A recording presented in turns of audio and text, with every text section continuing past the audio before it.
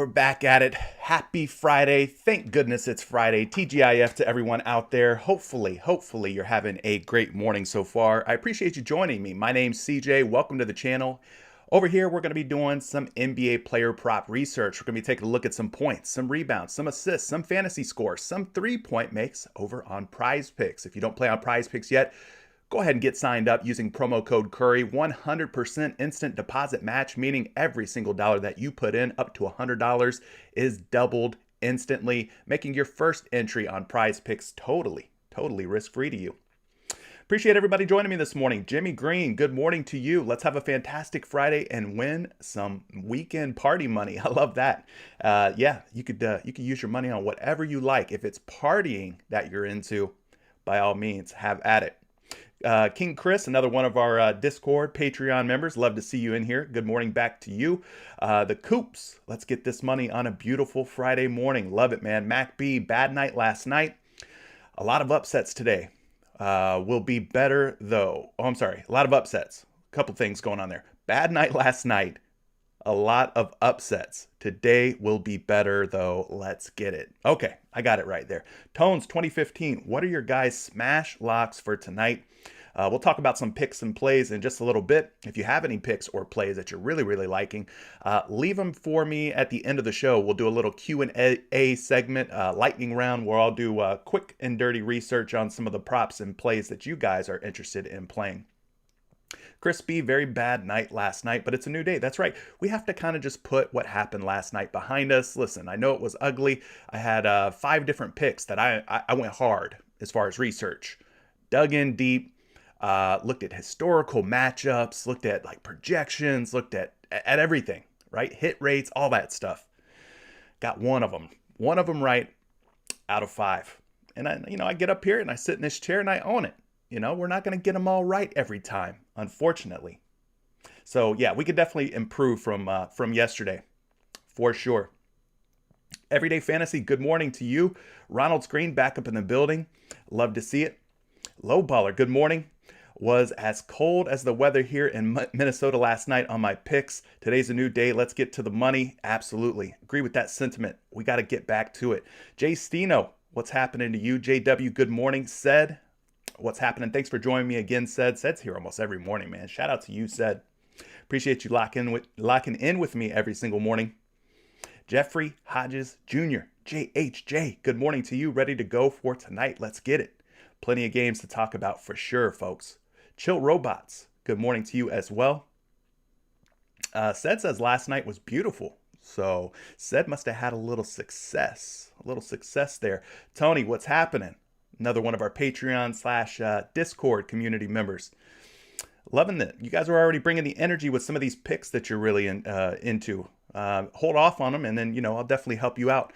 Richard says, last night was brutal, down to my last $90. Well, $90 can go a long way if you kind of portion it out or plan it out right. A lot of you want to chase like triple digit wins and all that stuff. Well, look, if you hit a 5 pick for $10, I'm just saying that's $100 like instantly. You could turn things around real quick with $90. So don't think of it as sort of the end of the rope, with $90. $90 can go a long way if you play it right. Matt says, what's up? Slight recovery last night. Thank God PGA is back. Still love learning hoops. Thanks to you. All the likes. Thank you for liking this live stream. I appreciate you. Leroy, what's happening? Good to see you back in here. China, good morning to you. Love seeing you join us for some player prop research this morning. Michael, first time here, been cold this week. Let's start this weekend off hot. Well, thanks for joining me, Michael. Hopefully you've subscribed and turned on notifications so you don't miss any of the content. I go live typically Monday through Friday, 11 a.m. Speaking of going live, how would you guys feel if I got back on here in a few hours and we talked a little bit of NFL for the Saturday games? Would you guys like that? If I pulled double duty, would you show up? Would you watch? Would you support a second stream today for some NFL content? Let me know in the chat if that's something you'd get down with. And maybe I'll make it happen for you. Jodinho, what's up to you, my friend? JMN, what's up? Another day, another pick. That's right. We're right back at it. RB Pal, last night's games were weird. PrizePicks took the W. PrizePicks definitely won last night. Kush Ivory says, posted a 5-pick flex play that hit in the Post Your Picks channel. Wow, must have missed that one. I missed that one. Dang. Oh well. We'll try to get another one of them 5 picks tonight. Toby, you would like an NFL stream. Barry, we don't mind. NFL us. Money is money. All right. Maybe we could do some NFL then.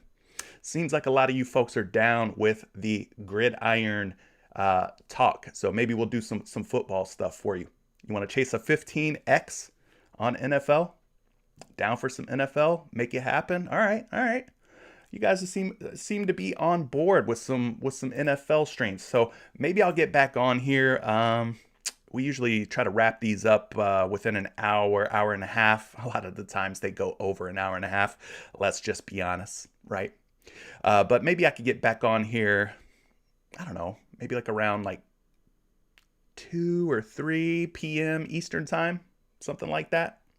Fly Eagles fly. That's right. How does the 15x work? Typically, at least, the only way that I know you could get 15x is you play 2 quarterbacks from the same game. You take one over on a prop and one under on a prop. And I believe that is the key to unlocking a 15x payout. So, yeah. Could be a way to unlock some bigger payouts over on PrizePicks. Nonetheless, we got a lot of NBA to talk about. We'll discuss that NFL stuff at a later time, right? So let's get into today's NBA slate. Pretty big one. A lot of different ways to go here. A lot of interesting matchups. A lot of different news pieces that we have to definitely consider. So let's go ahead and get down to the nuts and bolts of the slate, shall we? Starting with the game information and starting lineups here on the numberfire.com page. Totally free for you to check this out. 7 p.m. San Antonio Spurs at the Philadelphia 76ers. This game has a 217.5 implied total at the moment. 7.5 point spread in favor of the Philadelphia 76ers. So this game for me is kind of teetering on being blowout risk. It's getting really, really close to one of those blowout type of scenarios. So for me, might end up just taking this one in a first half only format. Lots of names to consider here for both sides of this game. We've got this guy. I don't know how you say his name. Is it Kaycock? Ooh, that sounded bad. Vassell, both game time decisions. We got Collins, McDermott, White, Young, and Keldon Johnson already ruled out. So lots of injury news for the San Antonio Spurs. Their only mainstays really in the starting lineup, DeJounte Murray, who just got back, and Jakob Poeltl will both be in the lineup, but they're missing a lot of their starters. Looking at the Philadelphia side of things, we got Joe, Henry, and Green, all game time decisions. Obviously, Ben Simmons is out, Springer, Milton, and Tyrese Maxey already ruled out for Philadelphia. So pretty decent total on that game. I just worry about blowout risk just a little bit concerned. 7:30 p.m. brings us the Utah Jazz at the Toronto Raptors. 221 implied point total, 11.5 point spread. So speaking of blowout risk, this one looks like it's got a high probability, high risk for a blowout. Why? Because Utah is missing a ton of their key players. No Donovan Mitchell, no Bojan Bogdanovic, no Rudy Gobert, and no Michael Conley. They're in COVID protocols. I think most of them, if not all of them. So we have to keep an eye on the likes of Royce O'Neal, Jordan Clarkson, Hassan Whiteside, Rudy Gay. All of those guys are game time decisions for the Utah Jazz. Looking at the Toronto side, not a lot of injuries or anything to be worried about there. Pretty much running with their solid crew of Fred VanVleet, Gary Trent Jr., OG Anunoby, Pascal Siakam, and Scotty Barnes. So maybe they end up blowing out the Jazz. What do you guys think? 7:30 p.m. also brings us the Milwaukee Bucks at the Brooklyn Nets. This should be a fun game.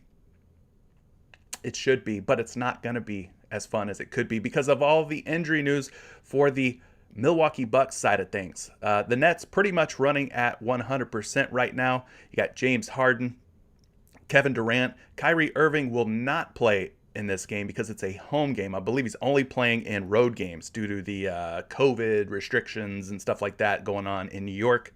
But over on the Milwaukee Bucks side, a lot of names here. Dante DiVincenzo out. Brook Lopez out. Grayson Allen out. Pat Connaughton out.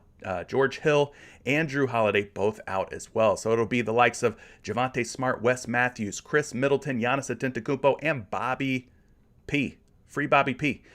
8 p.m. brings us the Minnesota T-Wolves at the Oklahoma City Thunder. 216 point total. I feel like these teams just played like one game ago. Am I wrong on that? Because I believe I took SGA over on points against Minnesota, and it did not end up working out. Anyway, I think they just played.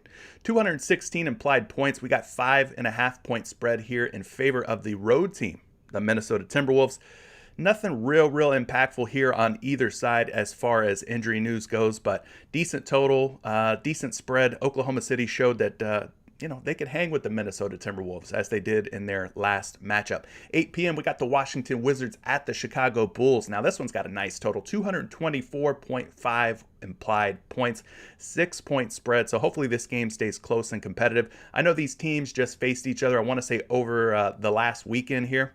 So we got kind of a rematch here. We got Montrezl Harrell, Bertans, and Todd, all game time decisions for Washington. Bryant, Winston, Wanamaker, Hachimura, Waters, and Gill already ruled out for the Wiz. And then looking over at the Chicago side, no Alex Caruso, no Javonte Green, Cook, or Williams. All those guys ruled out. So nice totals on this game. Spread competitive. Hopefully it stays close so we can target some full game overs. Looking at another game here at 8 p.m., Dallas Mavericks at the Houston Rockets. Dallas dealing with a litany of different injuries here. I believe that Luka Doncic is considered doubtful unless something changes, but I thought that I saw somewhere that he's doubtful to play in this game. Nonetheless, 214.5 implied total right now, 2-point spread in favor of the visiting team, the Dallas Mavericks. Keep an eye on Luka. That's going to be the biggest injury news. Dallas also going to be without Boban Marjanovic and Kristaps Porzingis, another big one there. Over on the Rockets side, pretty much at full strength other than Sengun. He's probably the biggest injury news piece there. 9 p.m. also brings us the Sacramento Kings at the Denver Nuggets, 225.5 total. Pretty nice total there. 7.5-point spread favoring the Denver Nuggets at home here. We got Woodard, Metu, and Holmes already ruled out for Sacramento. So no Metu, no Holmes, meaning Damian Jones versus Nikola Jokic, y'all. Good luck, my friend. Jokic should eat in this matchup. I just don't see how Damian Jones or whoever else they have, Alex Len, how any of those guys are going to slow down Joker tonight. So I'm liking some Joker in this game. Looking at the other side of this thing, Michael Porter Jr., Kankar, Howard, Murray, Dozier all out. We've got Najee and Green as game time decisions. So Jeff Green, kind of been an important part of the rotation for the Nuggets. We'll have to see if he's in or out tonight. 10 p.m., getting into some of the late night games. Atlanta Hawks at the Los Angeles Lakers. This should be another fun game. 228-point total, 3-point spread in favor of the home team, the Lakers. Now we got a lot of names here to talk about. John Collins, does he finally make his return to the starting lineup for the Atlanta Hawks? He's going to be the biggest what if, biggest name for us to keep an eye out on. We got Bogdanovich, Hill, Cooper, Johnson. Trae Young is another huge one. And Cam Reddish is another big one. Trae Young did not end up playing in his last game. Maybe he gets it done tonight. We know that, when he's in LA, he was a big Kobe fan, big LeBron fan. Maybe he tries to get out there and put on a show for the Los Angeles Lakers. Hunter, Hill, Jang, Clemens, and Oliver already ruled out for the Atlanta Hawks. Looking at the other side of this game here, Los Angeles Lakers, Wayne Ellington, Frank Mason, both game time decisions. Obviously no Anthony Davis or Kendrick Nunn, but that should be a fun game. And last but not least, 10 p.m. also brings us the Cleveland Cavaliers versus the Portland Trail Blazers. 216.5 points. Nice total, 6.5-point spread in favor of the Cavs. Portland still going to be without Damian Lillard and CJ McCollum. Add Larry Nance Jr. to that list. At least for the next week, he's expected to sit out for Portland. So it's going to be the likes of Yusuf Nurkic, Rocco, Nasir Little, Norman Powell, and Anthony Simons, who's been getting some big-time buckets here lately. Over on the Cleveland side, their backcourt's pretty beat up. A couple of their mainstays are out for an extended period of time. Colin Sexton, Ricky Rubio, and then obviously Isaac Okoro joining them recently on that injury report. So good to see everybody up in here. I see a lot of people joined after I gave my morning hellos, but glad to see that a lot more folks have joined. Love to see everybody up in here. You guys are already smashing some plays, talking about some plays, talking about last night a little bit and how last night was a little rocky, a little shaky. Yeah, last night was bad. Probably one of the first nights in a while that I did not make $1 on PrizePicks. The month of January, though, overall, if we look at the big picture, Focus on the big picture, the macro, not the micro. I think we've had a pretty solid start so far to the month. Twiz Handles. Yo, what's happening to you? Kevin Javon says, get them likes up for my boy. Appreciate you, Kevin. Thanks for the shout out, man. Thanks for keeping everybody in check with those likes. Let's get down to business, folks. Like I said, a lot of games, a lot of names. We got to talk about all these different player props. And we're going to start things off as we typically do with some points props. And the first name that's popping up on my list because of his high hit rates in the last 10 games is King James, 30.5 points. He's taken on Atlanta tonight. And in his last 10 games, he's hit 30.5 points in 80% of his games. He's been on an absolute scoring tear lately. Been getting buckets. And you can see in his last 5 games an 80% hit rate there, 33.8 point per game average in the last 5 games. So LeBron definitely doing his thing in terms of scoring the basketball. Let's go ahead and start digging in here. We'll start by looking at the matchups for LeBron James. He's, small forward / power forward, depending, what you kind of think of him. But we'll go down and we'll find the Atlanta Hawks and see how many points per game over the last 7 games. So we like to look at a recent sample size, how the Hawks have looked in the last 7 games in terms of limiting opposing small forwards in the point department.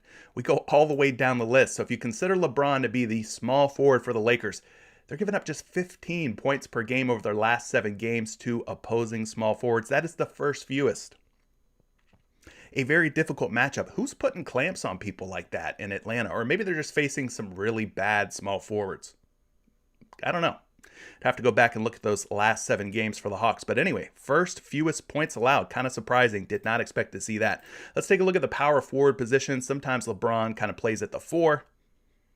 And things get a lot better there. They're giving up 25.2 points per game, which is the 4th most. So although the point average isn't higher than where he's at today at 30.5, the fact that they're giving up the 4th most, you look at the rankings, this looks like a good matchup for power forwards versus the Atlanta Hawks. So with that in mind, let's head on over to Action Labs. Let me refresh. Let's make sure we have all the latest projections loaded into the Action Projection tool. We'll go to the points category here and type in LeBron James's name. I got him projected for 27.8 points, folks, which puts him right up there around 28 points. Let's round it up, call it 28. At 28 points, that would put him under 30.5. And on a couple of different sports books out there, we're seeing them taking the under on LeBron James points, minus 125, minus 118, betting favorite to go under. So if he plays more at the 4, maybe he benefits a little bit more. But, nonetheless, this game has a pretty high total and a close spread. So I think LeBron James points could be a good look. I'm glowing. Yeah, I don't know. Maybe it's something going on with the lighting here. But, appreciate that. The glow up is real. Looking at some other points props here. Do we have Zach LaVine in the building? Zach LaVine, where you at? 24.5 points for Zach LaVine. His teammate, the other guy that's been getting buckets for the Bulls, DeMar DeRozan's at 25.5. So let's talk about LaVine here at 24.5 because out of these two guys, both of them really have been scoring the basketball really well. But at 24.5 points, Zach LaVine in his last 10 games, 80% hit rate. Been a bucket getter. And you can see the last time he faced Washington, which was just 2 games ago, dropped 35 points on their heads. And we've talked about Zach LaVine as a first half only point prop in past videos. So if you don't want to take Zach LaVine in a full game format, he's been on fire crushing his first half point prop as well. Just for reference, let's go take a look at that first half point prop on Zach LaVine. Yeah, he's at 12.5. Totally doable. I believe he did hit that number, by the way, against Washington in their last meeting. So I think Zach LaVine is definitely in play at 24.5 points. Like we said, 80% hit rate in the last 10 games, 80% hit rate in the last 5 games, 35 points against the Wizards just 6 days ago. So loving the matchup here for LaVine. Let's go take a look at that matchup. Levine kind of back at the shooting guard position, doesn't have to handle the ball quite as much with Lonzo Ball back in the lineup. So we'll take a look at the Washington team and see how many points per game they're giving up to opposing shooting guards. And we don't have to go down the list very far. They're one of the most generous teams giving up points to the opposing two-guard spot. 24.3 points per game over their last 7 games. So that puts them right there in the top 7th most. All right. And then at the small forward position, just because we looked at DeMar DeRozan, I want to talk about him for just a second. We go down and we find Washington giving up 18.8. So yeah, I kind of like the matchup here a little bit more for Zach LaVine in terms of points allowed by Washington to shooting guards versus small forwards. I think I got to give the edge to LaVine at 24.5 versus DeRozan at 25.5. But really, I like both guys. I think both guys could get it done. Looking at DeRozan again, let's see how he did against Washington. Yeah, he dropped 28. But he hasn't shown a whole lot of 30-point upside. He's got 35 back on December 27th against Atlanta, where LaVine, a lot more upside. I would say 35 here, 30 there. But he did have that dud against Indiana. But hopefully that's just a thing of the past. So let's go ahead and take a look at the points projections for both players. LaVine projected for 27.3, which puts him almost 3 points higher than the 24.5 we're currently getting him at over on PrizePicks. So definitely loving the upside, what we're seeing with the action projection tool. He's also a minus 120 betting favorite to go over 24.5 points on your favorite sports book. So we're already starting to see some money trickle in on the over on Zach LaVine. Now, in case you're curious and you want to know, how does DeMar DeRozan project? Well, let's take a look at DDR. He's projected for 25.4, putting him really close to 25.5, so definitely more of an edge, I would say, for Zach LaVine at 24.5. But we are seeing some money coming in on the over for DeMar DeRozan at just 25.5 points. So there you go. I like both of these guys in this matchup against the Washington Wizards. Should be a fun game to target some overs. Some other names to possibly consider here. Patty Mills, do we want to go there? No Kyrie Irving tonight. Patty Mills should be thrust into a little bit more of a larger role. Let's just look at the last couple of games for Patty Mills. He had 6 against Indiana. Now that was with Kyrie back in the lineup. But again, Kyrie will not be there tonight. So do we trust Patty Mills to pick up the slack and pick up the scoring in his absence? Well, I can tell you this, at 13.5 points over the last 10 games, he's got a pretty nice hit rate at 70%. But mind you, the Brooklyn Nets were pretty depleted over that last 10-game span. So let's just look at this matchup real quick for Brooklyn going up against Milwaukee. We know that they'll be without their best defender out there on the perimeter. Drew Holiday not going to be playing tonight. And Milwaukee's going to be starting 2 guards that are virtually unproven, that we don't know a whole lot about. So we'll start with the point guard position and see how many points per game that Milwaukee's been giving up. If I remember correctly, yeah, Milwaukee, very, very stingy. This is why I did not play Fred VanVleet's points over at 21.5 against the Bucks the other night. And he ended up getting less than 21.5 points because Milwaukee has done a very good job. When Drew Holiday's in, that is. When Drew Holiday's in, I get a little nervous playing point guard, point props against the Bucks. But he's not in there tonight. So maybe Patty Mills benefits from that.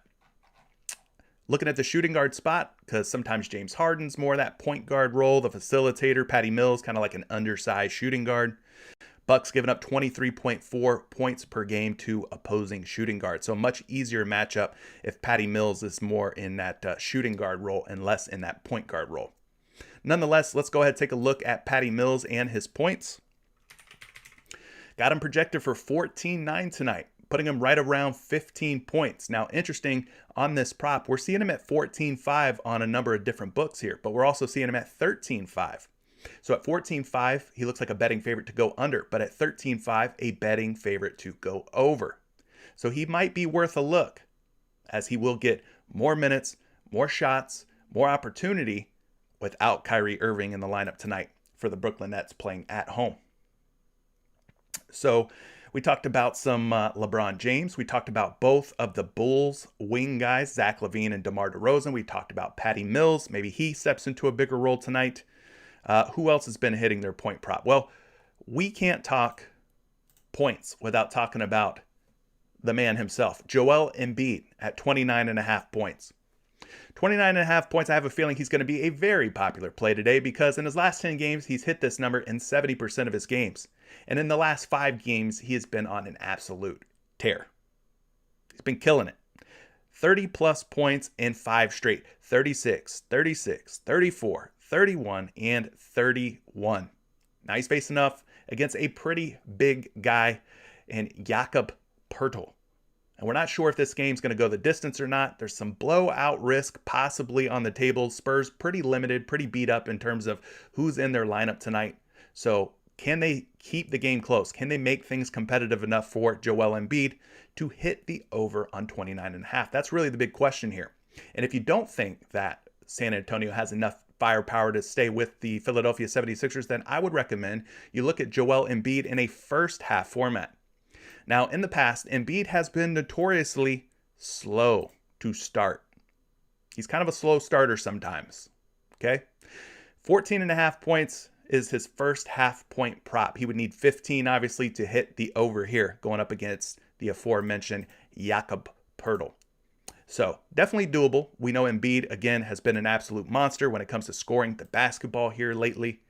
So, let's dig in a little bit deeper and look at the center position and see how many points per game San Antonio's giving up to opposing big men. They're pretty good. They're pretty good at limiting points here. They're giving up just 21 points per game, which is the 6th fewest to opposing centers. So my man Jakob Poeltl, will there be a Poeltl hurdle for Joel Embiid to jump over tonight to reach his 29.5 point prop?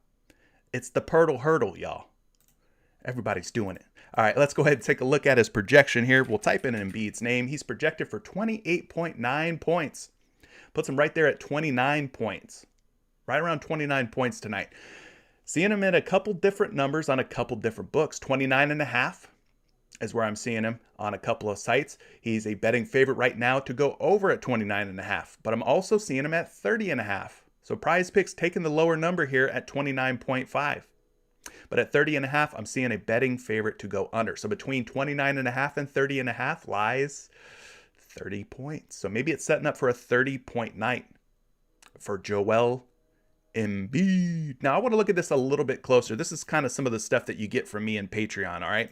Stuff I don't typically do here on stream, but I go down the rabbit hole on some of these props. So I want to see Joel Embiid versus Jakob Poeltl game logs.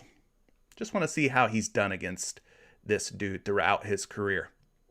All right. So let's just look at the games from Poeltl's time in San Antonio. 13.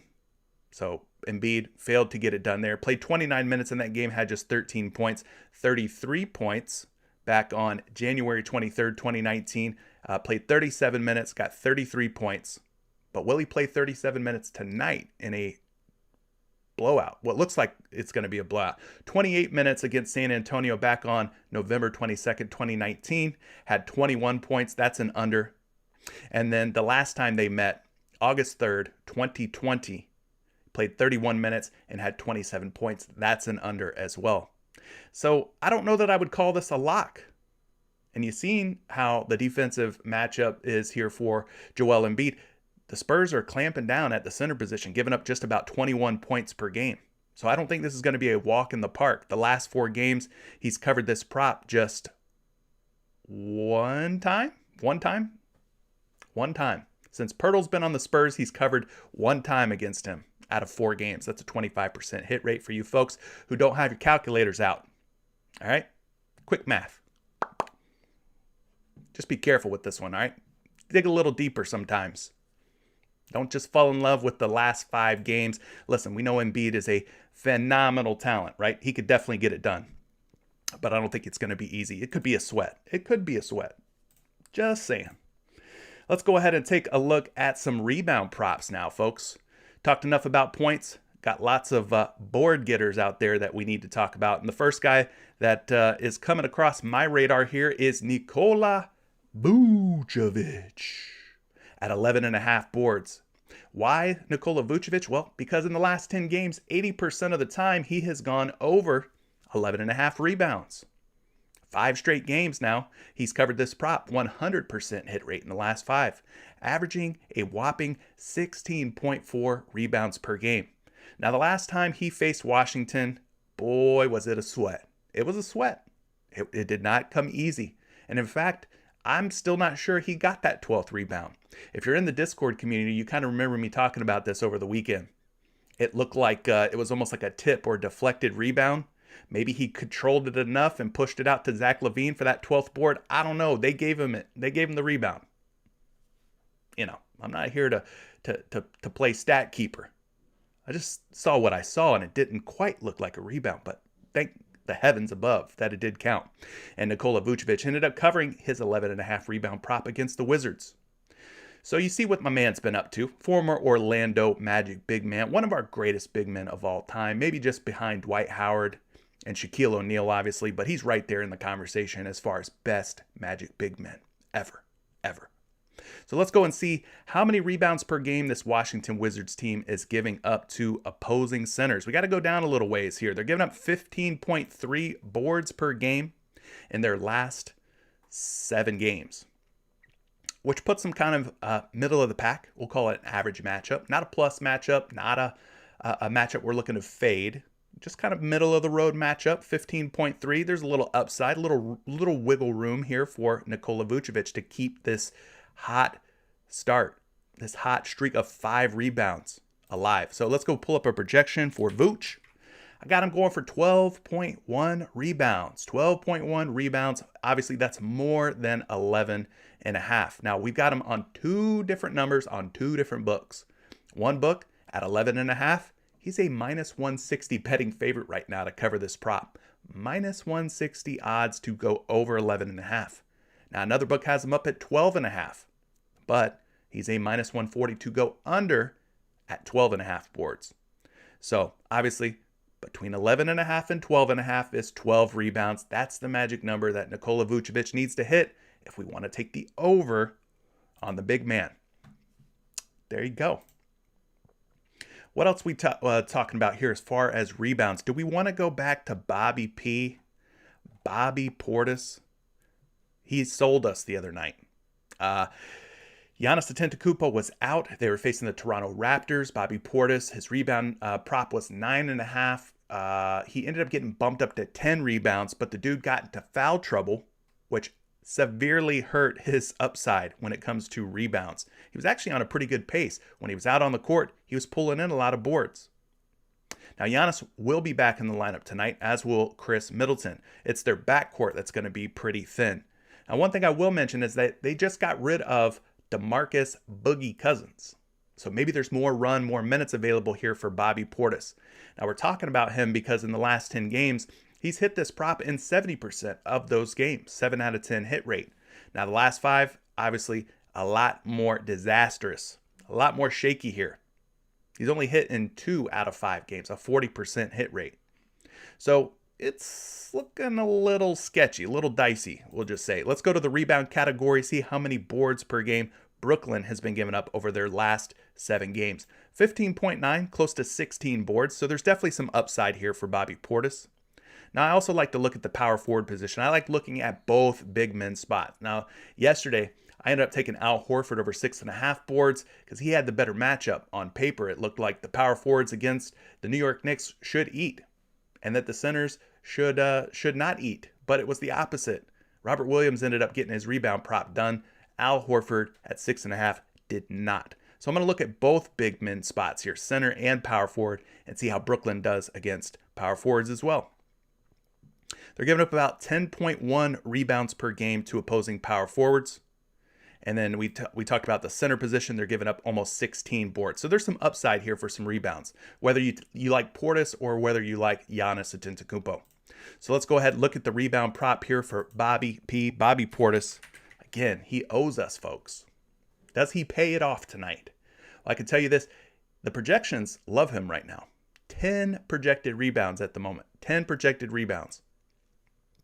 2 different books, minus 140, betting favorite to go over on 1. Minus 145 betting favorite to go over on another. So they like this as a bounce back spot for Bobby Portis going up against the Brooklyn Nets. Okay, there you go.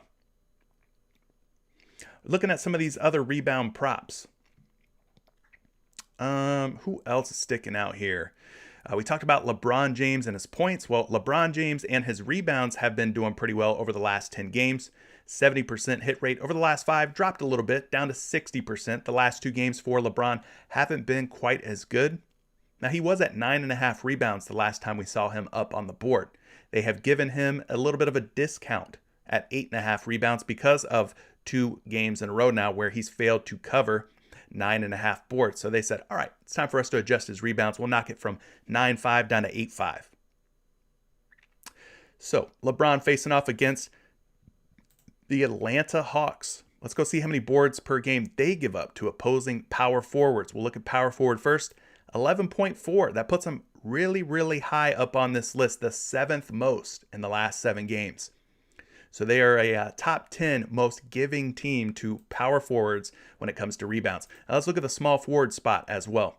We don't have to go down super far. Down toward the middle of the pack, giving up about 8 rebounds per game to opposing small forwards in the last 7 games. So I would say overall, this looks like a pretty positive plus matchup here for LeBron James and his rebound prop. So if you don't like the points, maybe you go with the rebounds for King James. Pulling up a projection for you folks. Appreciate everybody who's watching, by the way. If you haven't liked the stream yet, take a second. Go ahead and do that. It doesn't cost you anything to just hit the thumbs up for me. Got him projected for 7.6 boards. 2 different books, though. Betting favorite at 8.5 boards to go over to cover this prop. I think he's kind of due for a little bit of a bounce back game at some point. Do we think he goes 3 games in a row? 3 games in a row where he doesn't cover 8.5 boards? Like, did he all of a sudden lose his ability to rebound? Is he not as aggressive? Has something changed drastically with the Los Angeles Lakers where all of a sudden all the rebounds are being funneled to somebody else? I don't know. I don't have the answer to that, but I just feel like this could be a spot for him to possibly get right in a pretty high scoring game that looks to stay close and competitive. So we'll have to see how things shake out for LeBron James. But again, we had him at 9.5. Now he's down to 8.5. Last time he was up on the board a couple days ago, he was at 9.5. So maybe 8.5, we take advantage of that lower number. Who else is standing out in terms of rebounds? Well, we know that Daniel Gafford, former Chicago Bull, he kind of likes to come alive, we'll say, against his former team. Now, the last time he faced Chicago, he had 8 boards. Barely got it done, but nonetheless got it done. Over the last 5 games, Gafford at 7.5 boards has hit in 4 out of 5 games. That's an 80% hit rate. So a little bit of a revenge game narrative here for DG, Daniel Gafford. So we'll take a look at him real quick and see kind of how this matchup shakes out for Mr. Gafford against the Chicago Bulls.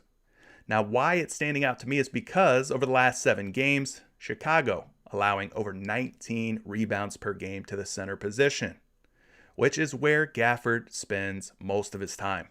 Now, just in case, let's just double check. Let's look at the power forward spot, see how Chicago does against opposing power forwards. It's a lot worse of a matchup here. They're giving up just 9.1 rebounds per game to opposing power forwards over the last 7 games, which is the 5th fewest.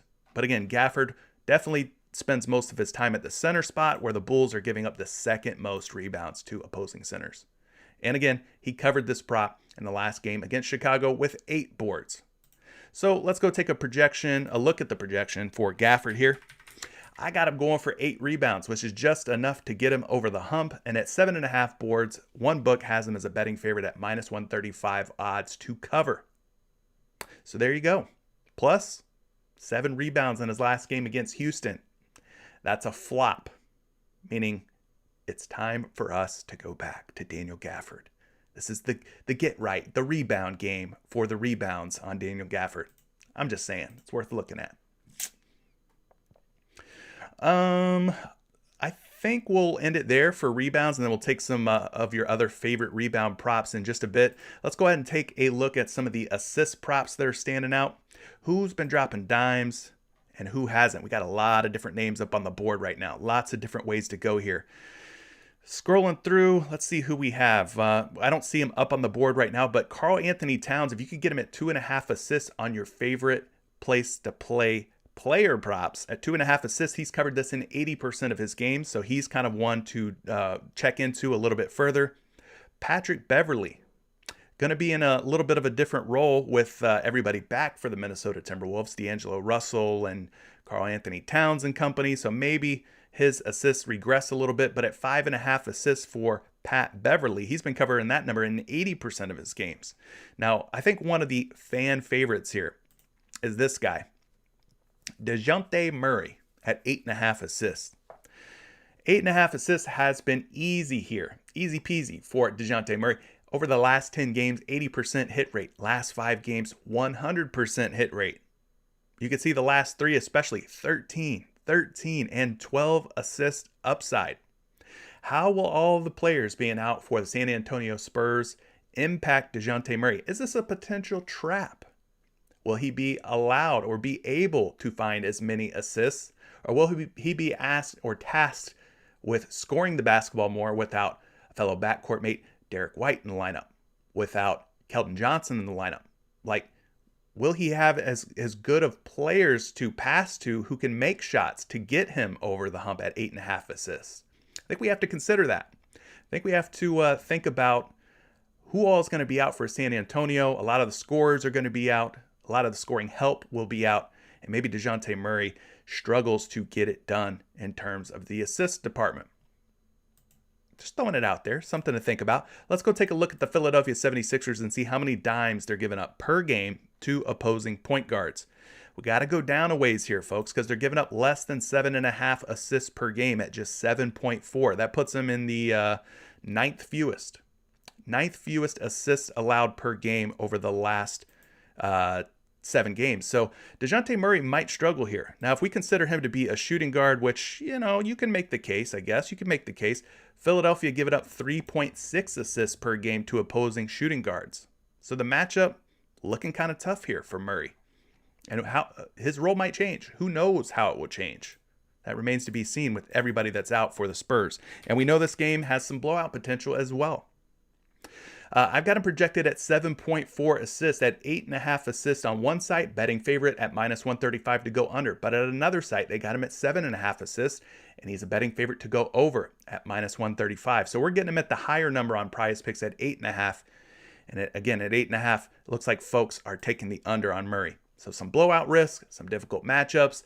A whole lot of people for the San Antonio Spurs are going to be out of the lineup tonight.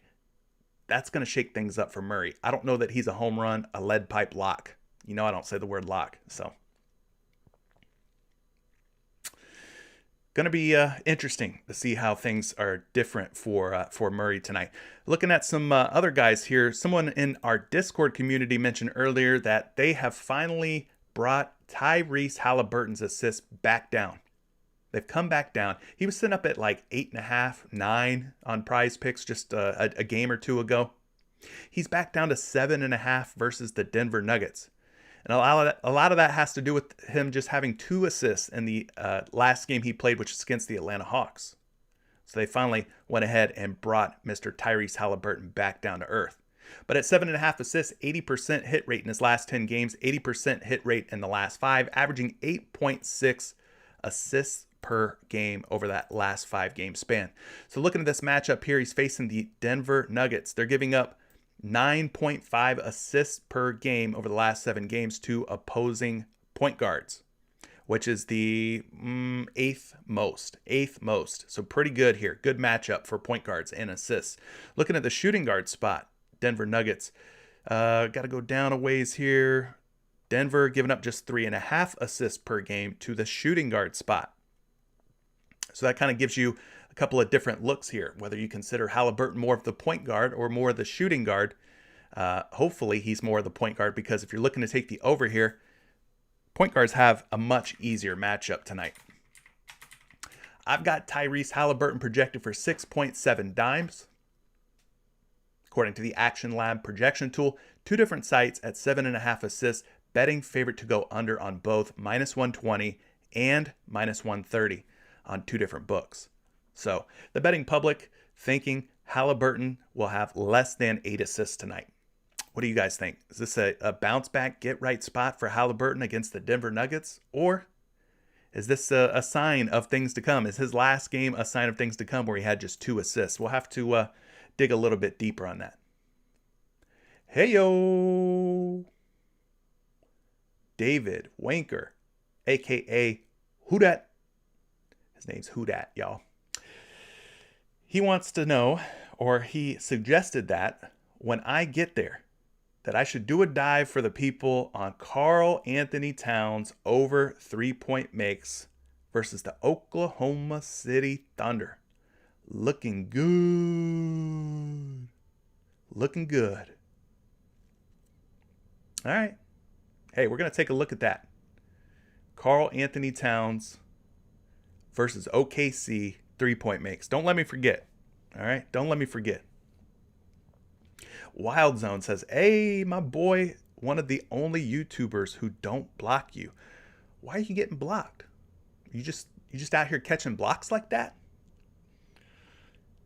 Yeah, I don't have a reason to block you. I mean, you know, keep it cool, keep it chill. We're just here having a good time. Don't give me a reason to block you. Hopefully you won't. Your name is Wild Zone though, so maybe you're getting wild, too wild for some YouTubers. So they got to put that Matumbo on you, send you packing. But I ain't gonna do you like that. We cool. We cool. All right, other assist props to take a look at. We talked about his teammate, Patrick Beverley, but what about D'Angelo Russell here at 5.5 assists? His last 10 games looking pretty good. 70% hit rate in the last 10. We look at the last 5 games here, a 60% hit rate. So at 5.5 assists, you can see he's got 12, 14 assists upside in his last 5 game logs. Now his last game, last time he took the floor against the Oklahoma City Thunder, he had just 3 assists. Not a very good game for him there. Just 3 assists. So, you know I like going for those bounce back situations. Maybe this is one of those. He's facing OKC again tonight. Does he drop more dimes in his second game back than he did the last time around? Let's go look at the point guard position and see how many assists Oklahoma City's given up. They're pretty generous, guys. They're giving up about 9.5 assists per game, and D'Lo only needs 6.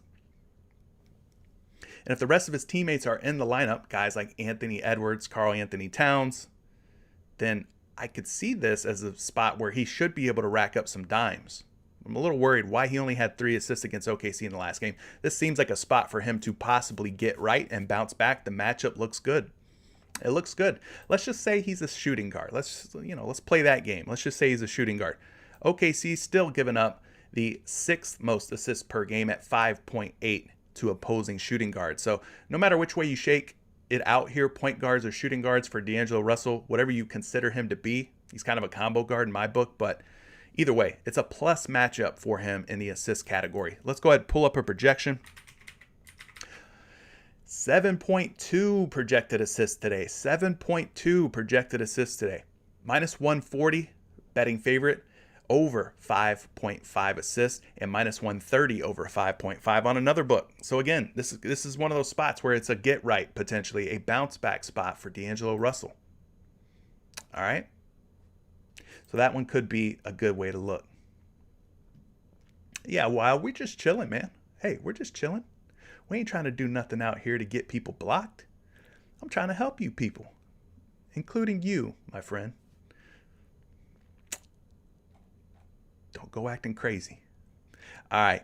Other one to maybe consider, Lonzo Ball, but he's not up on the board right now. Lonzo Ball, though, if we get him up at 4.5 assists, that is just like way too low for me. I would love to see some Lonzo Ball at 4.5 assists.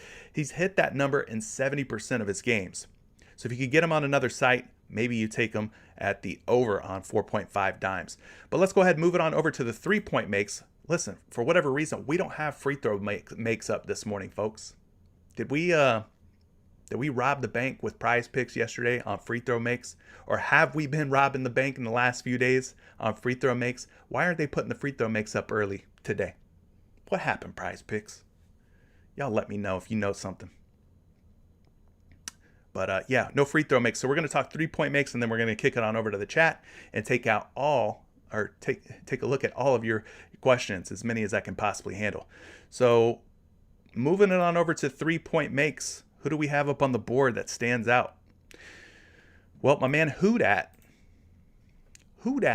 said we need to do a deep dive on Karl Anthony Towns at 1.5 3-point makes versus the Oklahoma City Thunder. Now, he's coming off of a game against the Oklahoma City Thunder where he made just one triple against them. So he went under. So you're saying, let's go a little further. Okay, well, for that, we're going to use StatMuse. Karl Anthony Towns, 3-point makes versus Thunder game logs. Let's see if this helps.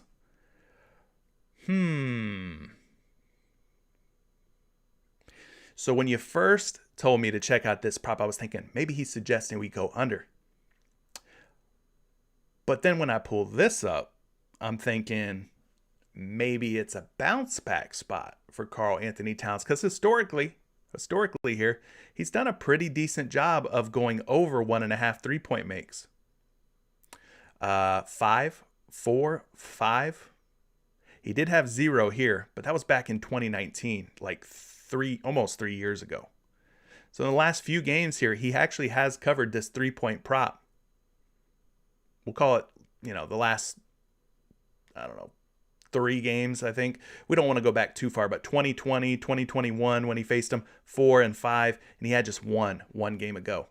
So I think maybe are you suggesting that we go over on Karl Anthony Towns and his 3-point makes? Let's take a look. I got him projected for 2.6 3-point makes. 2.6 3-point makes. He is a betting favorite at minus 135 odds to go over 1.5. And to look at it a little bit closer here, let's just go to the Oklahoma City Thunder and see how many 3-point makes they're giving up to opposing centers per game, or at least where they rank over the last 7 games. Oklahoma City, maybe they haven't faced a lot of bigs who are taking threes and making threes against them, but they rank in the bottom 5 or top 5 at being the most stingy or greedy. They're not giving up a ton of 3-point makes to opposing centers. Now, I will say that Karl Anthony Towns, he attempts more threes than your normal average center, so we do have to factor that in. But what are you guys thinking? Karl Anthony Towns over on 1.5 3-point makes? Is that a look that you're wanting to go to?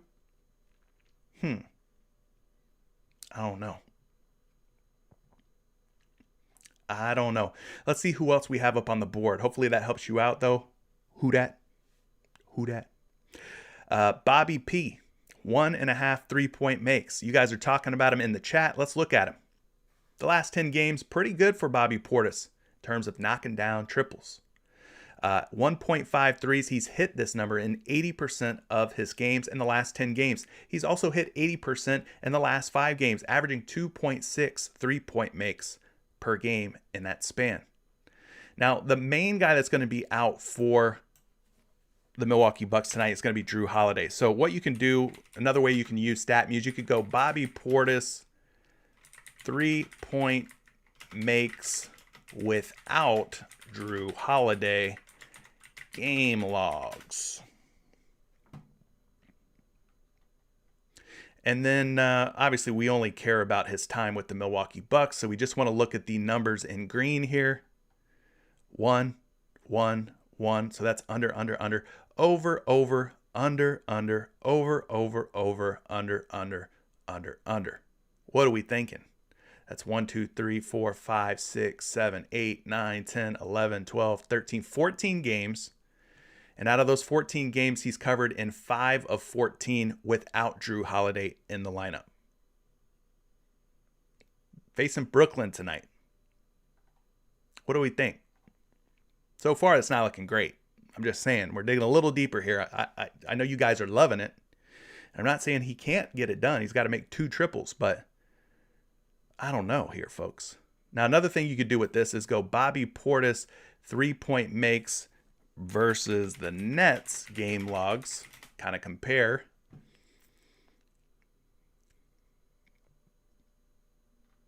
Not looking good here. So 2 games as a member of the Milwaukee Bucks versus the Brooklyn Nets. Now, he only played 14 and 16 minutes in these games. He will get a lot more minutes than that tonight. He will play a lot more minutes than 14 and 16.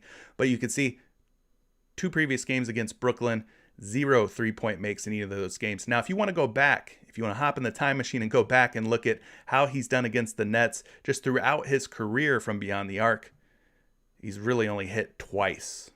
2 and 3 3-point makes. I'm not trying to talk you off the play. I'm just trying to give you a more informed decision when it's time to click the over or under on Bobby Portis and his 3-point makes. We're taking it a step further here. So hopefully that helps you out. Looking at the center position, we'll go to the 3-point make category and find the Brooklyn Nets. Brooklyn, they're giving up 0.94 3-point makes to opposing centers in their last 7 games, which puts them down toward the bottom, like 10th fewest. If I'm just guessing here, I don't want to count it out, but around the 10th fewest 3-point makes allowed to opposing centers per game. What are you guys thinking? What are you guys thinking about this?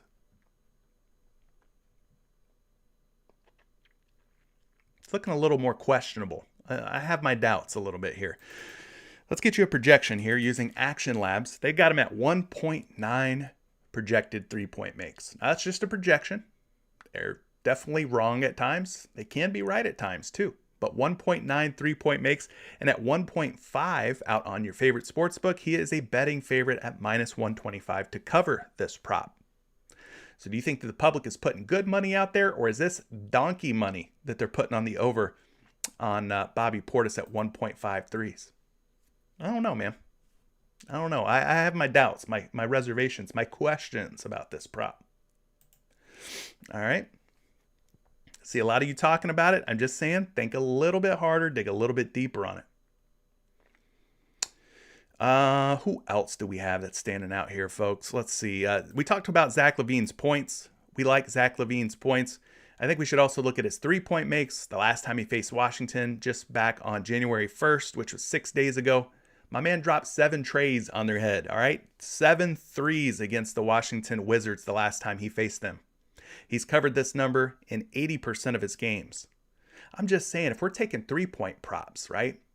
Do we want a center on the Milwaukee Bucks who plays alongside Giannis Antetokounmpo and Chris Middleton at 1.5 threes? Would we rather take the over on him, or would we rather take our chances on a guy like Zach LaVine, who is a ball-dominant, high-volume shooter type of guy? He's 1 3-point make higher than Bobby Portis, who's a center. I gotta go with Zach LaVine at 2.5 3-point makes. I think I prefer taking my chances with this guy, who's hitting 5, 5, 7, and 4 threes in his last 5 games, who put up 7 threes against Washington the last time they played. I think I'd rather take my chances with this guy at just 1 3-point make higher than Bobby Portis, who's a center playing alongside of Giannis and Chris Middleton. I could be wrong. I've been wrong before. I was wrong a lot last night, but I don't know. What do I know here? Zach LaVine at 2.5 3-point makes. It's looking good. Now we could go a little further with this. Zach LaVine 3-point makes versus Washington. Game logs. Let's just see how many times he's hit 3 or more threes versus the Wizards since joining the Bulls. Come on, StatMuse. Come on. There we go. Since joining the Bulls, he has covered this prop in 1, 2, 3, 4, 5, 6, 7 games. 7 out of 1, 2, 3, 4, 5, 6, 7, 8, 9, 10. 7 out of 10 he's covered this prop, guys, against Washington. And you're thinking about Bobby Portis tonight? I don't know. This looks pretty good so far to me. Zach LaVine. Not here to sell you on anything, folks. I'm just pointing out the numbers and what looks good and what doesn't. Washington, they're giving up 3 3-point makes per game to opposing shooting guards, which is what my man LaVine needs tonight. Now, maybe you consider him to play point. Sometimes he does with Lonzo Ball off the floor. Washington giving up 3.8 3-point makes, the third most in the last 7 games to opposing point guards. I don't know. For me, I'd rather put my money in on Zach LaVine. He's projected for 3.4 3-point makes, minus 135 over 2.5. I mean, you can always take both. It doesn't have to be this or that, right? We talked about it before. It could be this and that. Maybe take Bobby Portis and Zach LaVine. But for me, I want guys who are good at doing whatever prop it is we're taking. So like this guy, pretty good 3-point shooter, or at least he's going to take enough for us to feel like we got a chance to get there. I don't know about Bobby Portis. All right. Yes, I saw they added Van Vliet's 3-point makes. He's going to be going up against a Utah squad that could be without a lot of their key guys. Fred VanVleet at 3.5 3-point makes, 6, 4, 7, 7, and 5 in his last 5 games. So he should have an easier matchup here against the backups for the Utah Jazz. We look at how many threes Utah's given up in the last 7 games, and this is with pretty much a fully healthy squad. 4.3 3-point makes per game to opposing point guards. That's the first most in the last 7 games. Now you take the starters out of the lineup for Utah. You put in a bunch of scrubs, a bunch of backups, like Jordan Clarkson. Are we worried about him? He's not clamping anybody down. He's looking to turn it into a shootout, a run and gun type of game, which is right up Fred VanVleet's alley, baby. Sign me up. I don't mind that. I don't mind Fred VanVleet at all against a beat up Utah Jazz squad. Don't have a projection just yet for VanVleet. Let's go ahead and refresh. Maybe they've loaded some more projections into the action projection tool. Or maybe we're just a little early. Let's find out. Yep, there we go.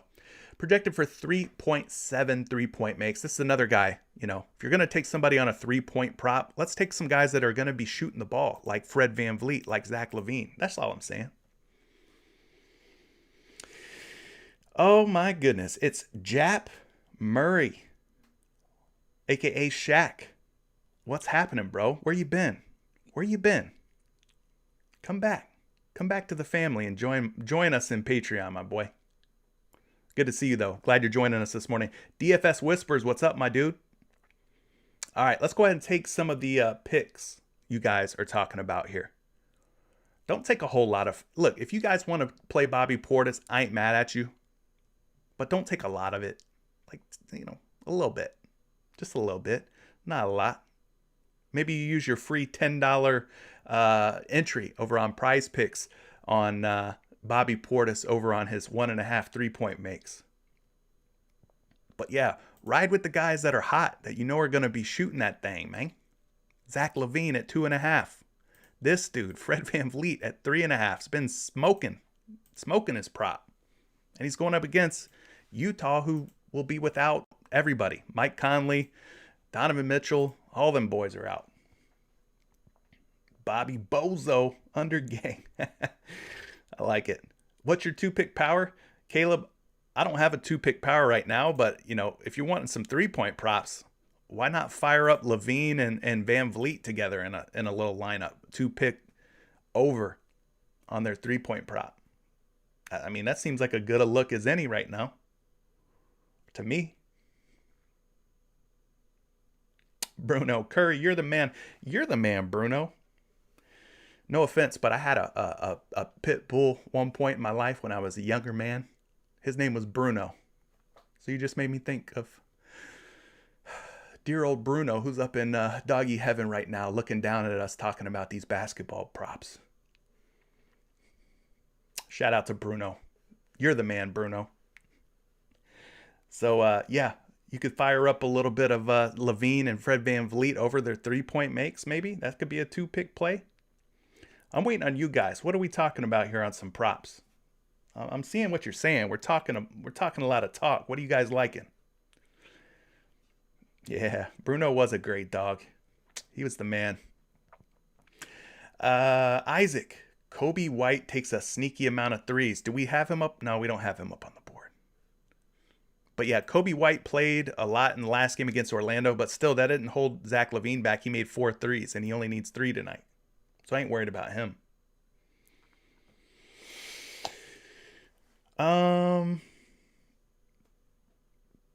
Matt, you asked about Dorian Finney-Smith's points. Now, I told y'all the other day Dorian Finney-Smith sold on his 4.5 rebounds and that he was going to get it right, didn't I? And he did get right. He ended up crushing his rebound prop the very next game after getting into foul trouble the game before.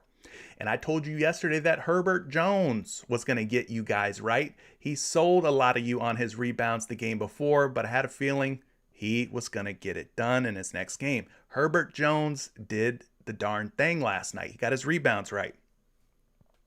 But anyway, we're talking Dorian Finney-Smith points. I just had to get off on that tangent for a minute.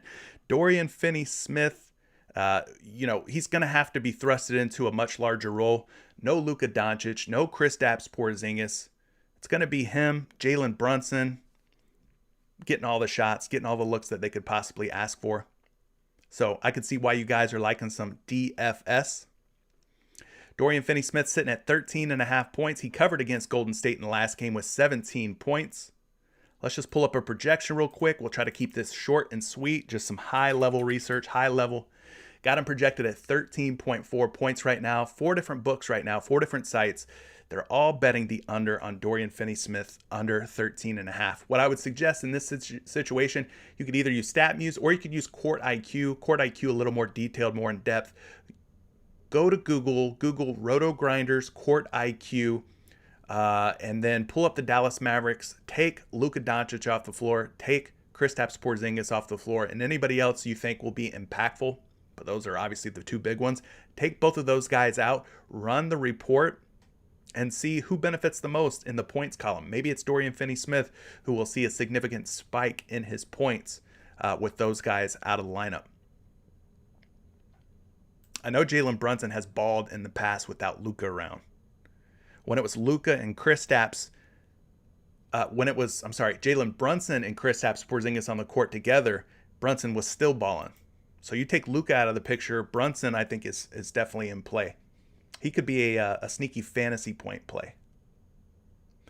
Let's see. You guys are talking about some very interesting plays. Joel Embiid's fantasy score prop.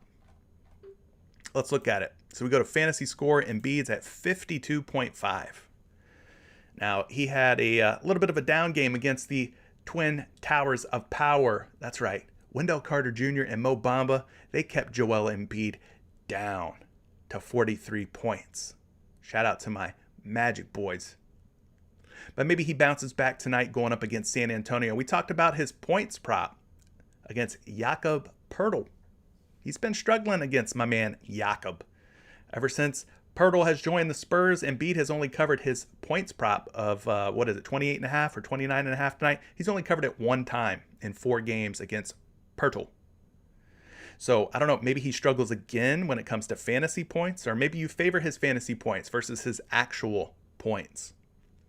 Looking at the matchup here, we'll go to the center position. Let's see how many fantasy points San Antonio's been giving up to opposing bigs over the last 7 games. Kind of near the top or the top of the middle, 55.6. So I think it's going to be a close call. I think it'll be a sweat. Like, I don't know if he's going to smash 52.5. I think it'll be, if he does go over, it's going to be close, especially when you factor in, hey, this game could blow out. So let's pull up a projection for you on Embiid. I got him projected for 51.89 fantasy points. We round it up, we call it 52. That puts him a little bit under 52.5. Has a very strong rating though, 94.2.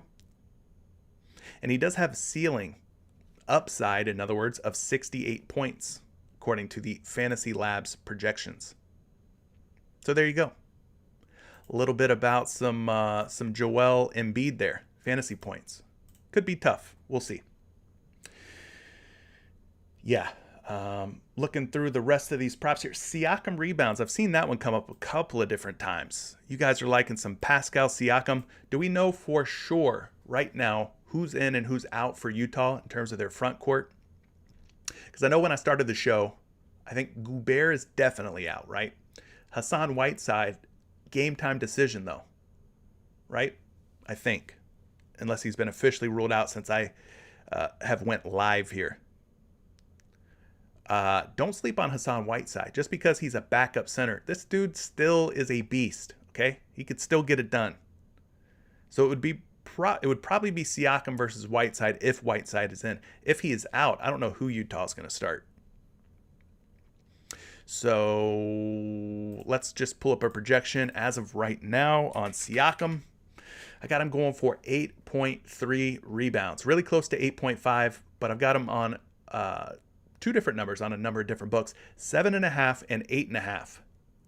Not 7.5, smash.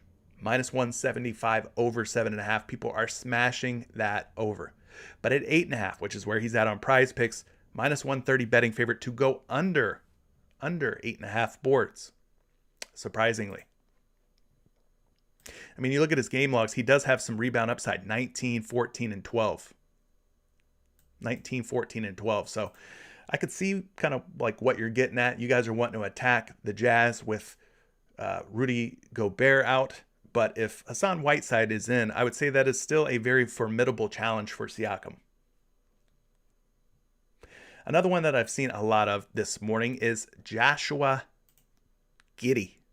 He was the player of the month for the Western Conference. Rookie of the month, I should say, for the Western Conference for the month of December.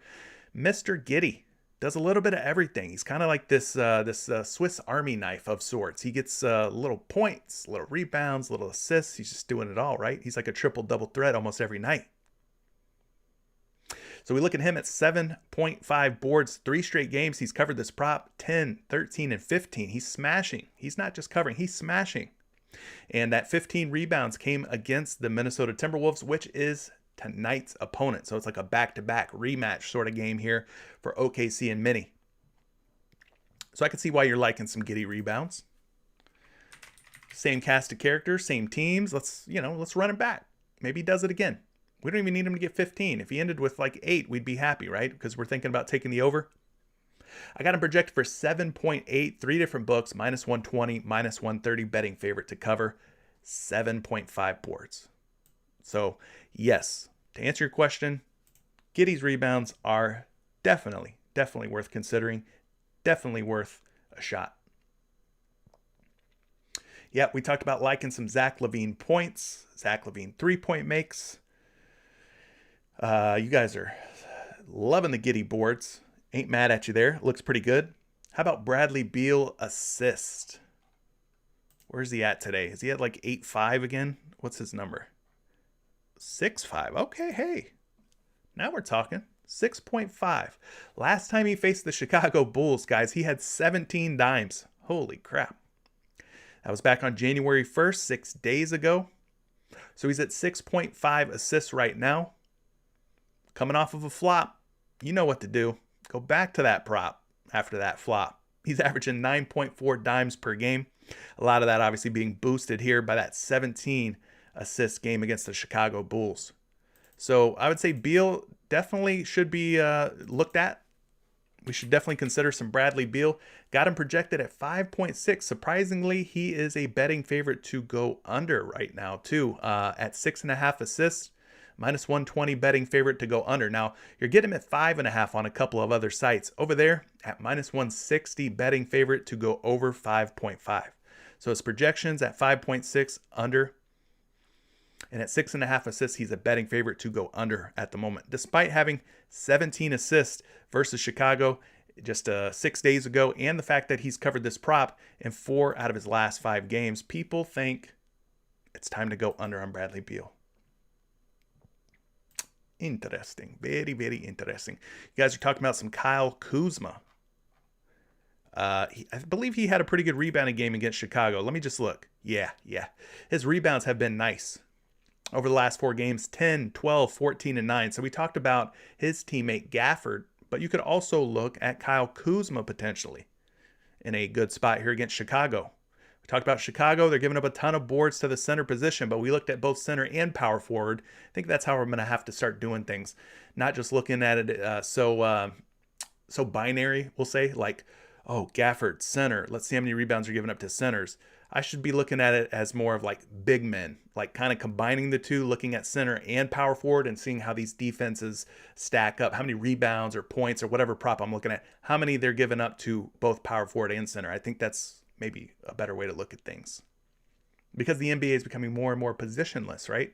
So that's why I'm considering that. But nonetheless, Kyle Kuzma had 8.5 boards, had 12 against Chicago back on January 1st. He's covered this prop 4 straight games, 80% of the time.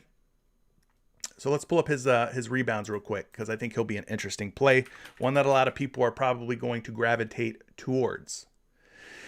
Now, if I'm not mistaken, the last time he was at 8.5 boards going up against the Chicago Bulls, we saw something similar where the betting public was just smashing the crap out of the under. And that's the case again today. Minus 145 betting favorite to go under 8.5, minus 135 betting favorite to go under 8.5. I don't know, though. Like, maybe they're wrong again on this guy. He just continues to prove people wrong. It's hard not to love the fact that he got the job done. He hit the over against Chicago just a couple games back. You're talking about some Fred VanVleet first half points. Yeah, if you think this game blows out, then definitely look at some first half from the Toronto-Utah game. But Fred VanVleet at 10.5 points. They don't give you game logs here on PrizePicks for first half props. So what you have to do here is go Fred VanVleet over on StatMuse. First half points versus Jazz game logs. And you can kind of see as recent as November 18th of last year, which is, this season, he dropped 16 first half points versus the Jazz in a previous game this season, one previous game this season. Looking at some of these other recent games, 21 first half points against the Jazz back on May 1st, which was last season. 15 against Utah on March 19th, last season. So his last 3 games, he's gone for 15, 21, and 16 first half points, respectively. I don't want to go back any further than that because then you're going back to 2019, 2018, 2017. He's a lot better player, right? In a different role now. So, yeah, I think Fred VanVleet over 10.5 first half points against a Utah Jazz team that he's shown the ability to hit against. They should be even worse defensively without Conley, without Mitchell. So I think this is a solid play. Solid way to go. Browsing through here, we're already at an hour and 22. Let's try to go, about an hour and 30. I don't want to be up on here too long, especially if we're considering possibly doing an NFL stream later in the day. Maybe I'll get back on here and we'll do an NFL stream. Is Spencer Dinwiddie back today? I don't know. Looks like JC confirming. Dinwiddie is back for the Wizards. So, according to JC, Dinwiddie is back. Kush, you're asking about Kuzma points. We liked Kuzma's rebounds. Maybe we go Kuz over points. He's at 17.5.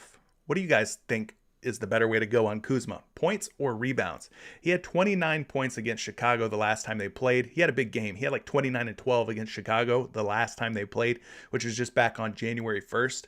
But yeah, Kuzma on points, 22, 25, 29, 36, and 24. He's just been crushing 17.5 points. Crushing it. Definitely can see why you're liking some Kyle Kuzma on points. Got him projected for 15.6, which is far too low. Far too low in my opinion. How are you going to project him for 15.6 with 22, 25, 29, 36, and 24? Now, I know you guys are saying Spencer Dinwiddie's coming back. Are we worried about him? Montrezl Harrell's also a game time decision. I don't know if he's in or out. Maybe he kind of cuts into Kyle Kuzma's production when it comes to points and rebounds. Possible. It's possible. Maybe Harrell impacts Gafford as well. So, yeah, I mean, when guys get back in the lineup, see Cade Cunningham re-entering for Detroit, how it impacted Sadiq Bey the last 2 games. It could shake things up. But as of right now, Kyle Kuzma, betting favorite to go over at 17.5. at 18.5, betting favorite to go under, but he is projected according to the action projection tool to go under at just 15.6 points. Yep, we talked Pascal Siakam's rebounds. You're totally dismissing and overlooking Hassan Whiteside, which I think could be a mistake. Don't do that. Be careful. Hassan Whiteside's still a quality player. Quality player. Now, I'm not saying he's going to keep Pascal Siakam from getting 9 rebounds. I'm just saying don't sleep on Hassan Whiteside if he's in. Hassan could still play ball. Okay. Well, listen. Chat's kind of slowed down. I'm going to use this opportunity to make my escape. If you have not liked today's live stream, please do so. Let's try to get it to 100 likes so that the hashtag replay gang doesn't have a lot of work to do this evening when they catch the replay. I appreciate all of you folks. Stay tuned. Keep an eye out on.